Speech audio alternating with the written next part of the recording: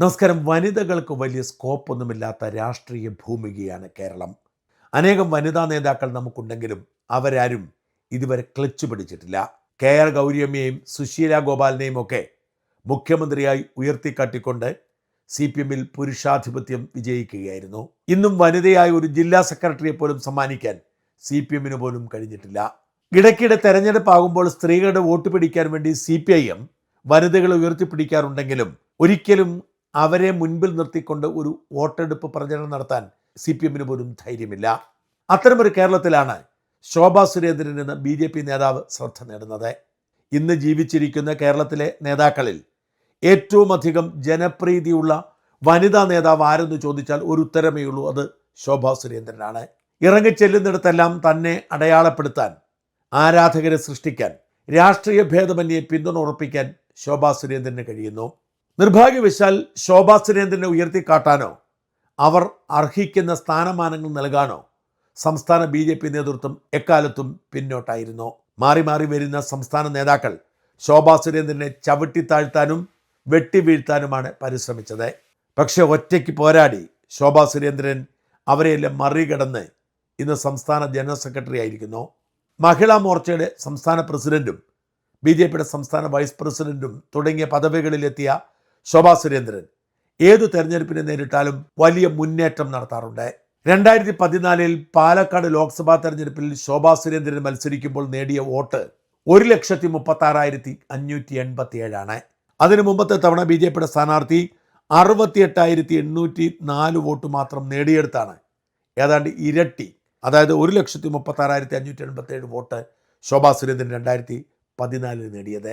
2016 പാലക്കാട് നിയമസഭാ തെരഞ്ഞെടുപ്പിൽ ശോഭാ സുരേന്ദ്രനെ മത്സരിപ്പിക്കുമ്പോൾ ശോഭ 40,087 വോട്ട് നേടി. വലിയ മുന്നേറ്റമായിരുന്നു.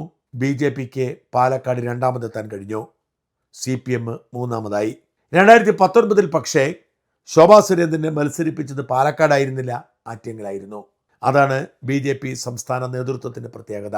2014 പാലക്കാട് അത്ഭുതം സൃഷ്ടിച്ച ശോഭാ സുരേന്ദ്രനെ അവിടെ നിർത്താതെ 2019 അന്നത്തെ സംസ്ഥാന നേതൃത്വം ആറ്റിങ്ങിലേക്ക് അയച്ചു. 2014 മോദി തരംഗ സമയത്ത് 92,000 വോട്ട് മാത്രം നേടിയ സ്ഥാനത്ത് ശോഭാ സുരേന്ദ്രൻ നേടിയത് 2,48,000 വോട്ട്. ആറ്റിങ്ങലിൻ്റെ ചരിത്രത്തിൽ ഏറ്റവും വലിയ BJPയുടെ വോട്ടായിരുന്നു ആ 2.5 ലക്ഷം. പക്ഷെ പറഞ്ഞിട്ട് എന്താ കാര്യം? 2024 ശോഭാ സുരേന്ദ്രനെ നിർത്തിയത് ആറ്റിങ്ങലല്ല, നേരെ മറിച്ച് ആലപ്പുഴയായിരുന്നു. ആലപ്പുഴയിൽ ശോഭാ സുരേന്ദ്രൻ നേടിയത് 2,99,648 വോട്ടാണ്, ഏതാണ്ട് 3 ലക്ഷം വോട്ട്. ചില വോട്ടുകൾ എണ്ണാതെയാണെന്ന് ഓർക്കണം. എല്ലാവരെയും ഞെട്ടിച്ചുകൊണ്ടാണ് ശോഭാ സുരേന്ദ്രൻ മൂന്നാം സ്ഥാനത്ത് ഇത്രയധികം വോട്ടുകളോടെ നേടിയെത്തിയത്. 2019 BJP സ്ഥാനാർത്ഥി 1,87,729 വോട്ട് നേടിയെടുത്താണ് ശോഭാ സുരേന്ദ്രൻ വീണ്ടും അത് ഇരട്ടിയാക്കിയത്. എന്ന് വെച്ചാൽ ശോഭാ സുരേന്ദ്രൻ എവിടെയൊക്കെ മത്സരിക്കുന്നു അവിടെയൊക്കെ വോട്ട് ഇരട്ടിയാക്കും. പക്ഷെ സംസ്ഥാന നേതൃത്വത്തിന് ശോഭാ സുരേന്ദ്രനെ വേണ്ടാത്തതുകൊണ്ട് ഒരു മണ്ഡലത്തിൽ കഴിവ് തെളിയിച്ചു കഴിഞ്ഞാൽ ശോഭയെ ചവിട്ടി പുറത്താക്കുന്നതാണ് രീതി. ആലപ്പുഴയിൽ 3 ലക്ഷം വോട്ട് നേടിയ ശോഭ കായംകുളവും ഹരിപ്പാടും കേന്ദ്രീകരിച്ച് പ്രവർത്തിക്കുന്നു. അടുത്ത നിയമസഭാ തെരഞ്ഞെടുപ്പിൽ കായംകുളത്തിൻ്റെ സ്ഥാനാർത്ഥിയാകുമെന്ന് കണക്കാക്കപ്പെടുന്നു. എന്നാൽ ഈ നിയമസഭാ തെരഞ്ഞെടുപ്പ് വന്നപ്പോൾ സംസ്ഥാന നേതൃത്വത്തിൽ മാറ്റമുണ്ടാകുന്നു. ശോഭാ സുരേന്ദ്രനോട് ഇഷ്ടമുള്ള സീറ്റിൽ മത്സരിച്ചോളാൻ പറയുന്നു.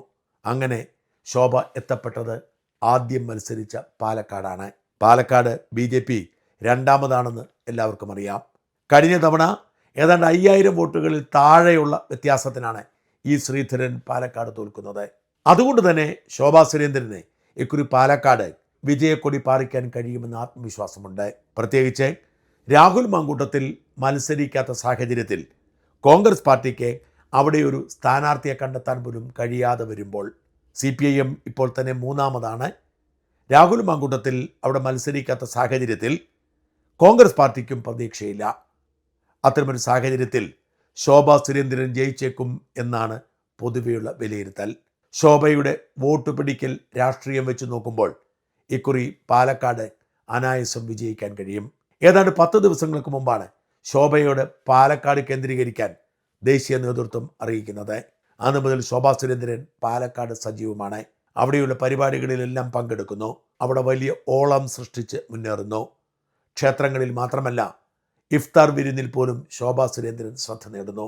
സ്ഥാനാർത്ഥി പ്രഖ്യാപനം ഇതുവരെ നടത്തിയില്ലെങ്കിലും നേരത്തെ തന്നെ ശോഭാ സുരേന്ദ്രൻ പാലക്കാട് കേന്ദ്രീകരിച്ച് പ്രവർത്തിക്കാൻ തുടങ്ങിയതോടെ കോൺഗ്രസ് പാർട്ടിക്ക് സ്ഥാനാർത്ഥിയെ കണ്ടെത്താൻ കഴിയാത്തതോടെ CPIM എവിടെ നിന്നോ ആരെയോ തപ്പിപ്പിടിച്ചുകൊണ്ട് സ്ഥാനാർത്ഥിയാക്കിയതോടെ ശോഭയുടെ വിജയം സാധ്യമാണെന്ന് വിലയിരുത്തപ്പെടുന്നു.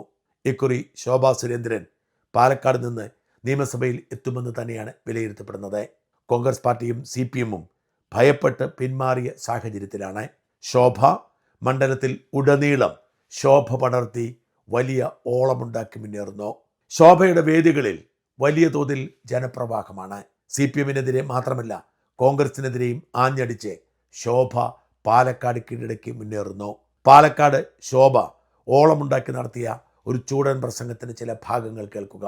13 വർഷം ഷാഫി പറമ്പിൽ MLA ആയിരുന്നു. പാലക്കാട്ടുകാരെ പാതി വഴിയിൽ ഉപേക്ഷിച്ച് വടകരയിലേക്ക് വണ്ടി കയറിപ്പോയി. വടകരയിലേക്ക് വണ്ടി കയറിപ്പോയപ്പോൾ ഇവിടെ യൂത്ത് കോൺഗ്രസിൽ അല്ലെങ്കിൽ ഇവിടുത്തെ കോൺഗ്രസ് പാർട്ടിയിൽ കഴിവും പ്രാപ്തിയുമുള്ള നേതാക്കന്മാരില്ലാത്തത് കൊണ്ടാണോ ഒരു യുവാവിനെ തന്നെ വീണ്ടും പാലക്കാടിന് ടിക്കറ്റ് കൊടുക്കണം എന്നാവശ്യപ്പെട്ടത്? ആ യുവാവിന് ടിക്കറ്റ് കൊടുക്കാൻ തീരുമാനിച്ചുകൊണ്ട് ആ യുവാവിനെ ഇങ്ങോട്ടേക്ക് വിളിച്ചു വരുത്തിക്കൊണ്ട് ആ ചെറുപ്പക്കാരൻ പരാജയപ്പെടുത്തിയത് ആരെയാണ്? ശ്രീമാൻ മെട്രോ ശ്രീധരനെയാണ്. ശ്രീമാൻ മെട്രോ ശ്രീധരൻ ഈ പാലക്കാടിലെ കർഷകർക്ക് വേണ്ടി പദ്ധതികൾ പ്രഖ്യാപിച്ചു. മെട്രോ ശ്രീധരൻ പറഞ്ഞു, ആരാധനായിട്ടുള്ള മെട്രോ ശ്രീധരൻ സാർ പറഞ്ഞു, എന്താണ്, എനിക്ക് നിങ്ങൾ പാലക്കാട് ഒരു അവസരം നൽകിയാൽ ഇന്ത്യയുടെ പ്രധാനമന്ത്രി പാലക്കാടിന്റെ വികസന സ്വപ്നങ്ങൾക്ക് ചിറക് വിരിച്ചു നൽകുമെന്ന് അദ്ദേഹം പറഞ്ഞു.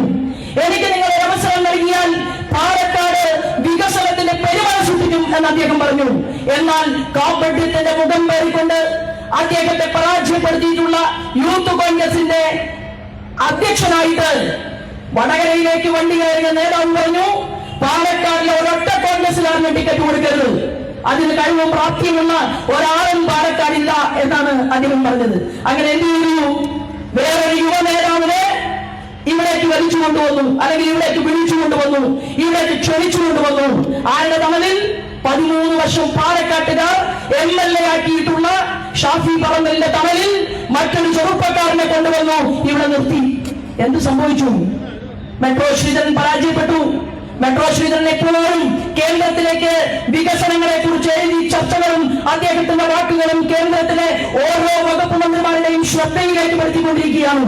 ഞാൻ പറയാൻ ആഗ്രഹിക്കുന്നത്, ആ യുവ ലീഡറുടെ ഭാഗത്തു നിന്ന് എന്തുണ്ടായി? പെൺകുട്ടികൾക്ക്, അമ്മമാർക്ക്, കുഞ്ഞുങ്ങൾക്ക് 2 ആഴ്ചക്കാലം TV തുറക്കാൻ പറ്റിയില്ല. അച്ഛന്റെ മുന്നിൽ ഇരുന്നുകൊണ്ട് പെൺകുട്ടിക്ക് ഒരു ചാനലും കാണാൻ പറ്റിയില്ല.